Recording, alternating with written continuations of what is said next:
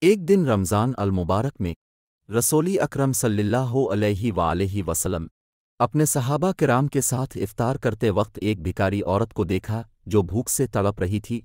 رسول اکرم صلی اللہ علیہ وآلہ وسلم نے فوراً اپنی طعام کو چھوڑ کر عورت کے ہمراہ بھائیانہ دل کا رویہ اختیار کر کے باہر نکلے۔ انہوں نے اس بھکاری عورت کو خوراک دینے کے بعد اپنی طعام افطاری کرنے کا حکم دیا۔ اس واقعے سے ہمیں رسول اکرم صلی اللہ علیہ وآلہ وسلم کی محبت اور بھلائیوں کی تربیت کا علم ہوتا ہے جو رمضان المبارک میں بھی انہوں نے عام کیا۔ یہاں تمام مسلمانوں کو ایک دوسرے کی مدد کرنے اور خیراتی کاموں میں مصروف ہونے کا زور دینے کا پیغام ہے۔ ہمیشہ کی طرح ہمارے فیس بک پیج کو فالو کریں تاکہ آپ ہماری ہر نئی مزیدار ویڈیوز سے باخبر رہیں۔ شکریہ۔